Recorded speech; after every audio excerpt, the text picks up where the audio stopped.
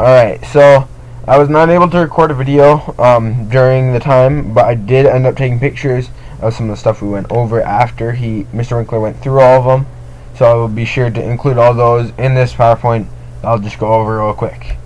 So some review of some of the subjects that we've gone over and some of the questions we had in class, along with some tips for the exam. To start off with the extreme value theorem. This is one of the questions, the difference between extreme value theorem, mean value theorem, and intermediate value theorem, which will be on the next page. So the extreme value theorem is one of the requirements for it is that it must be continuous, as you can see right to the left of the title, and basically it states for all x from a to b there exists a point in the interval a to b where there is a maximum and a minimum. Alright, so wherever on that point, either at a, at b, or at c, in between those points, where there's a maximum and a minimum. Also, there exists every point from 0 or from a to b, so a being the left bound x value and b being the right bound x value. For all y values in between that, there will always be, for f of c will always exist on that graph, or on that in that domain. Alright, next, the mean value theorem. The mean value theorem is continuous and differentiable from the sets a to b. So basically the statement here is that the derivative of c, which is a point in between a and b, is equal to f of b minus f of a over b minus a. Basically what that means is, you can see the graph illustrated here. For points from a on the left to b on the right, there must be a slope, that the mean slope, which is the dotted line across. There must be at least one point on the graph that the slope is equal to the slope that is the mean value slope, as long as it is continuous and differentiable. Next, we have the intermediate value theorem, which requires that the graph must be continuous from a to b. And there are two ways to look at it. So there's one way, which is on the kind of the center of the page here, and it's 1 over b minus a times the integral from a to b of f of x. Alright. Now another way to look at that is it's the same thing as the integral or f prime of b minus f prime of a over b minus a. That's f prime of b minus f prime of a is the same thing as the integral portion, and b minus a is equal to the fraction in front of it. So that's two ways that you can look at it. So for example, he had the setup in the top right, and he had 3x sine of 4x squared, average f of x for on the integral from 0 to 2 pi. So he just set two different equations, and we went through it on another board that we kind of went over all the different things, how to go through and how to plug this in. So the intermediate value theorem basically finds the average value from point A to point B in terms of y on the graph. So let's say, for instance, it also states that there must be a point from the lower y value to the larger y value on the graph, as long as it is continuous. So for example, the tiny little dot at the bottom of the graph he made, he set as 1, -4, and the larger dot right next to the formula, 1040, and he asked the question, is there a point on the graph that crosses the x-axis? And of course, because of this rule and the fact that there must be, since it's continuous, all points of y from the lower region from the minimum to the maximum must exist. So the answer to that would be true. Next, we went over an example using some of the different theorems. We started on the right side with our where he went over position, displacement, distance, and height, and how those would all be units in feet. So going over some of the units. So if it refers to position, displacement, distance, or height. Those will all be measured in feet. So when you're looking for a free response question, those would be, and it uses those terms. Make sure you answer it with a unit in feet. If it refers to the velocity, that would be feet per second, and acceleration, feet per second squared. You can see that at the top right of the screen. So if you want to look over that and take some notes on that way you remember it.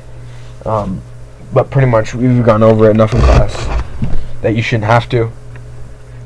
So we took this graph, S of t equals 6t squared plus 8t minus 1, and he asked what the position at t equals 1 is, and we found that on that it is 13 feet, using the feet from the position statement above. Then we did the displacement, which is t of 2, or t from t to 0 to t of 2. We plugged in 2 in, subtract 0. That's the same thing as taking the integral of the graph from 0 to 2, or integral of the velocity from 0 to 2, which we found to be 40 feet. Again, using the feet from above because it is displacement. And then we found distance, or then we went over distance, which would be from 0 to 2. We didn't finish that problem because we got sidetracked with what is on the fully left side of the screen, and what's in the center you don't need to worry about, where it has combination things. That's for the pre-calc course. But distance would be from 0 to 2, and you can see the graph on the middle right part of the screen. That would be the graph, I believe, of the velocity. He didn't really explain what the graph was of, but you would have to find where the graph changes direction first to figure out the total distance, which is assumed by just saying distance. Alright, then we plugged in the mean value theorem. So we set f prime of c is equal to f of b minus f of a over b minus a. So we plugged in our derivative, which we found on the right side of the screen, v of t. We found that 12t plus 8 is our derivative, so we plugged that on the left side.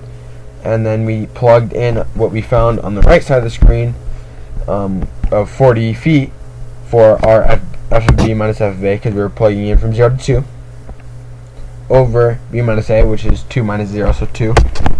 And we solved for c, or in this case t, because we plugged in t for c. We plugged in the velocity, which is in terms of t, and we found that t equals 1. So that would be the mean value theorem in work. And lastly, we went over top 10 student errors. So the first student error is that f double prime of x equals 0 is directly a point of inflection. And while you may be thinking that is true, the thing is, it may be true. There could be a point where it reflects, or sorry, where it reflects, or it just changes and it's not a full point of inflection. So that doesn't fully prove that there's a point of inflection there. It is sort of evidence, but you need to elaborate more on the test. Number 2, f prime of x equal to 0 is a maximum or minimum on f of x. And like I said with the first one, it could be a reflection where it bounces off that point instead of being a minimum or maximum. So it does not necessarily mean that there's a maximum or minimum there. So when in the free response for both of those, you'd have to elaborate more. Next, average rate of change of f over a from a to b is f prime of a plus f prime of b over 2. That's pretty much solving the mean. But that is not correct. We went over the mean value theorem and the average value theorem and the intermediate value theorem. Those are all those theorems that we went over before are way better suited for finding the average rate of change than this equation. Next one, volume by disk in which the region being rotated does not sit in line about which is being revolved is integral from a to b pi r minus r squared. Now the problem with this one is that it is r minus r squared and not r squared minus little r squared. So make sure when you're doing the disk method that you separate your big R squared minus your little r squared and not square them together. Number 5, the separable differentiable equations can be solved without separating the variables. So for example, when you have dy dx equals, let's say, x over y. So what you do is you would multiply y to the left side, and you'd put d of x to the right side, and then you integrate dy on the left and dx on the right. So separable differentiable equations, that's what that is. One of the big mistakes with that is that they don't think they have to separate it, and they just integrate from the one side, which does not work. Make sure you're separating your variables and then integrating before you plug in answers or anything like that. Next, omitting the constant of integration, especially initial value problems. So that's basically when you take your integral and you forget your plus c on the end. So make sure you have your plus c on the end. That is one of the biggest mistakes. Next, graders will assume the correct antecedents for all pronouns used in justification. So he has scribbled in here it. So when you say excuse me, it does this and this and this, they may not know what that means. So make sure you're saying either f of x, f prime of x, v of t, a of t, whatever it is. Make sure you're kind of explaining it more. That way they're sure what everything is, instead of saying it too often or this too often, because the grader may get confused. Next, if the correct answer came from a calculator, the grader will assume you're correct. So basically, just show your work. If you're not showing your work, the grader, and you just say, "Oh, I did this on my calculator," the grader's not going to assume you're right. They're going to make sure you check everything, and get everything in order. So just make sure to show your work, show what you're doing, because that's one of the biggest points you can get. Because you may get points for your work and get the wrong answer. Excuse me. Universal logarithmic anti-differentiation.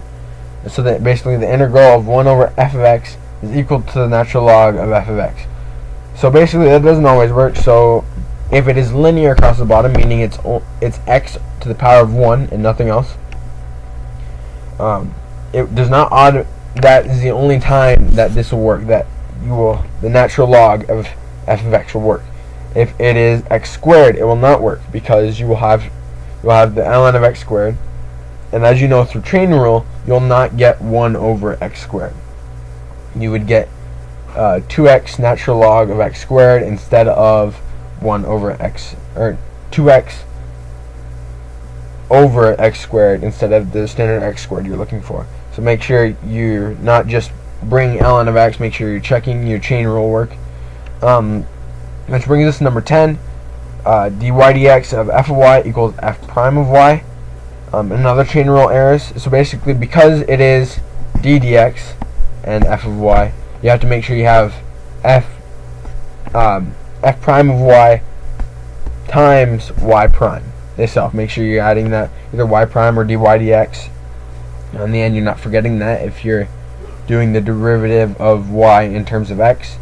And just basic chain rule errors, kind of what number 9 is all about. And the last thing we went over with this is that just justify it. Just justify all your work. It'll ask for it on some problems, and although you may have no idea what you're doing, if you justify it well enough, you may get the point. If you're close enough, if you just justify, you give an explanation for it, you may get a justification point. I mean, although you may get the answer wrong, if you get a justification point, it may change your entire grade. So that's kind of all we went over in class today, and thanks for watching.